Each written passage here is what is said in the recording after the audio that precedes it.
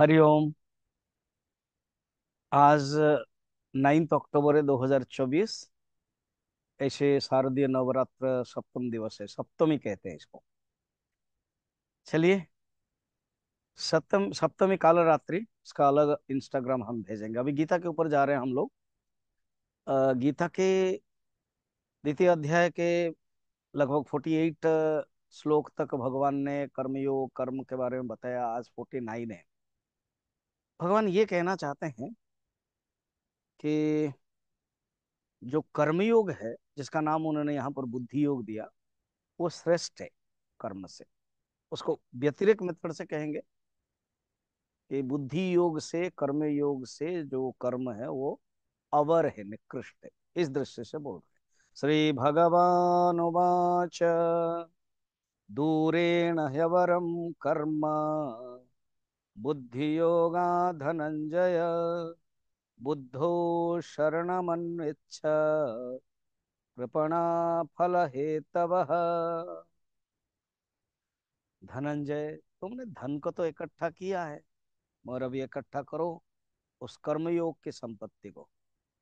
ही माने निश्चयात्मक कर्म, बुद्धि योगात। बुद्धि योगात माने यहाँ पर कर्मयोग, अर्थात कर्मयोग में जो बुद्धि लगती है उसको बुद्धि योग कहते हैं।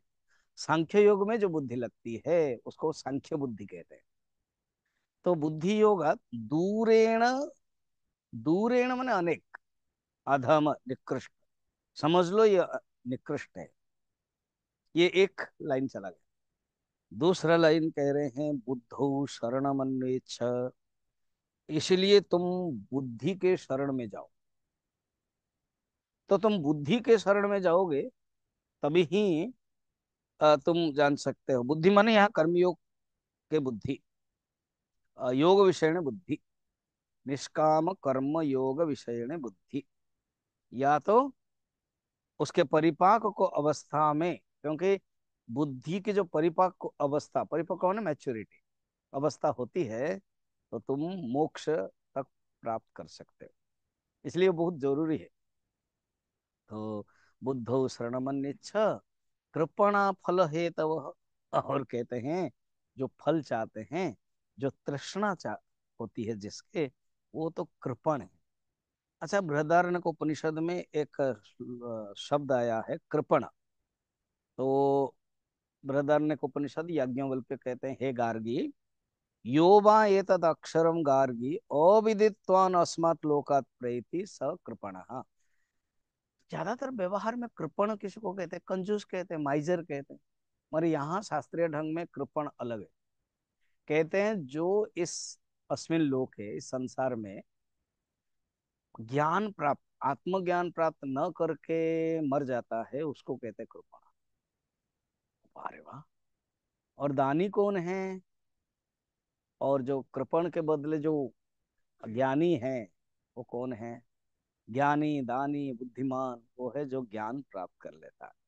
यहाँ कहते हैं फल की जो इच्छा करने वाले, फल के हेतु, अर्थात तृष्णा युक्त होकर के फल के लिए जो कर्म करते हैं, वो क्या है? वो कृपण है। अच्छा, हमारे अंदर जो मन के अंदर जो कामना होती है ना, इसको अलग अलग रूप दिया जाता है।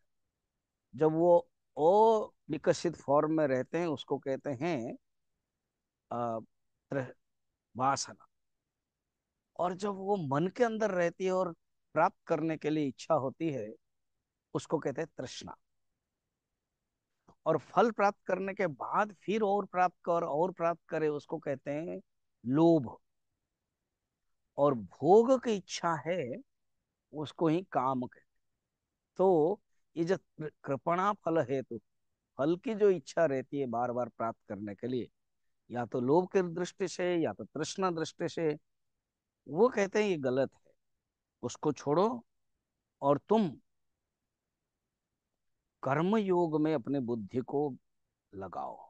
जब तुम कर्म योग में अपने बुद्धि को लगाओगे तभी तुम जान सकते हैं। इसको बोलते हैं बुद्धि योग स्थित।